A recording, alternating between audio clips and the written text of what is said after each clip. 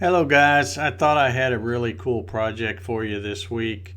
I had downloaded an STL file of a propeller from Thingiverse, and I thought, well, this ought to be interesting to try to cut this on my rotary axis. But with the scale that I'm using, this piece of material is approximately 12 inches long and the diameter is 2.5 inches. But it makes, at that scale, it makes the blades of the propeller really thin and they're just barely held on, and you're going to see an epic fail right about now. Kablooey. It just breaks loose and busts that. So I said to heck with that. We'll go with a backup plan. So I found another interesting project to do. This is also a piece of that same material. It was actually a runner off of an old pallet. You can see all the gray patina on it. And from the way this thing is, the chips and it's kind of stringy. It looks like it's some kind of oak. I'm thinking it's probably some red oak or something. And it was just super stringy. And if you look at all the strings of stuff that are falling off in front of the rotary axis there, I actually had to just grab those by hand and throw them away, because if I tried to suck them up with the vacuum cleaner, my shop vac, it would just quickly clog the hose, because those things would get entangled as it's trying to get going down the hose. So kind of a pain to run this, made a big mess.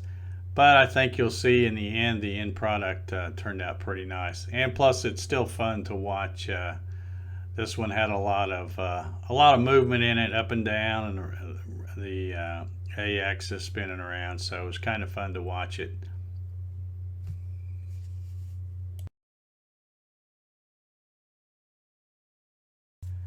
Can you tell what this project is going to be? This is also an STL file that I got from Thingiverse, and it's even though it may not look like it now, when it gets all done, it is a pistol grip style gear shift knob, kind of like the old Hurst shifter type things, and it actually turned out pretty good. I think you'll see when it gets to the end here.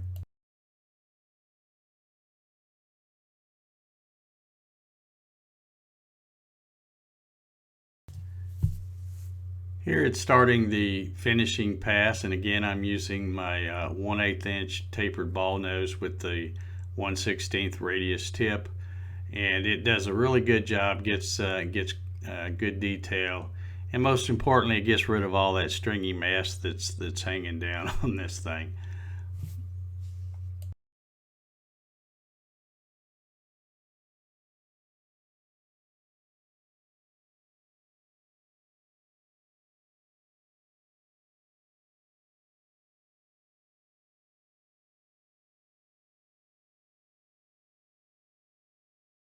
On this particular program, I did use a zero plane. I think I set it for like 0.32, so that's going to leave about a little over 5/8 of a dowel basically sticking through the center of that to keep it intact. But since the end faces weren't perfectly flat, that's why I wanted to use the zero plane, and then I could just use my flat saw to trim it off, and then just use a sander to sand it smooth.